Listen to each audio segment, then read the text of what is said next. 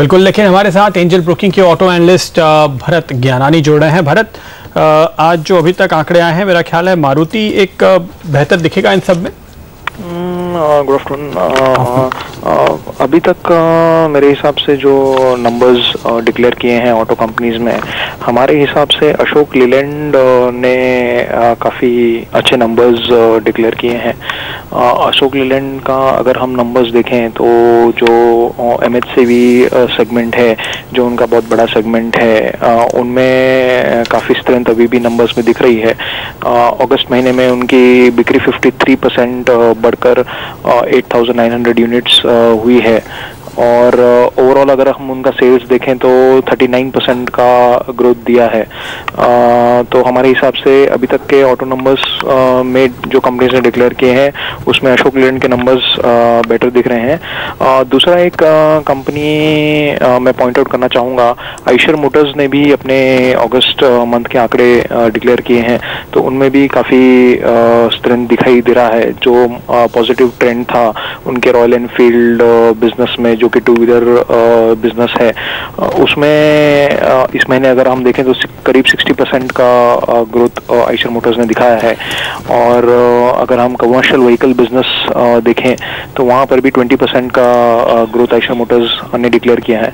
तो हमारे हिसाब से अभी तक जो भी आंकड़े आए हैं उनमें अशोक लीलैंड आउट परफॉर्म करते नजर आ रहे हैं। मारुति की अगर मैं बात करूं तो नंबर्स थोड़ा सा डिसअपॉइंटमेंट है मारुति के। हालांकि उन्होंने कंपनी ने 6% ग्रोथ डिक्लेयर किया है, बट स्टिल थोड़े से हमारे एस्टिमेट से नंबर्स नीचे आए हैं। तो बिल्कुल, तो अनुमान से कम आए हैं मारुति के नंबर्स। लेकिन ट्रैक्टर्स फ्रंट पे काफी डिसअपॉइंटमेंट है। स्कॉट्स देखिए या फिर एमएनएम देखिए, क्या लग रहा है देखकर? रूरल इकोनॉमी जिस तरह से स्लो डाउन अभी भी दिखा रही है, इसी का असर है क्या ये? जी, रूरल इकोनॉमी में तो क्लियरली स्लो डाउन है। और दूसरा फैक्टर हमें ये भी देखना पड़ेगा कि मानसून इस बार काफ़ी डेफिशिएंट रहा है। तो अगर हम जून से लेके अब तक के मानसून के आंकड़े देखें तो वो 12% बिलो नॉर्मल रहा है, तो काफ़ी रेनफॉल में डेफिशिएंसी आई है।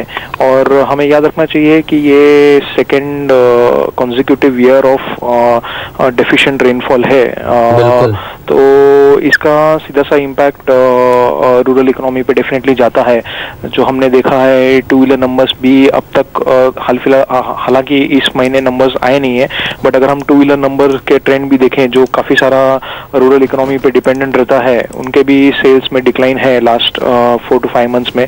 और क्लियरली ट्रैक्टर पे तो बहुत ज़्यादा इम्पैक्ट आता है, क्योंकि वो डायरेक्टली रूरल इकोनॉमी और फार्मिंग इनकम्स पे है।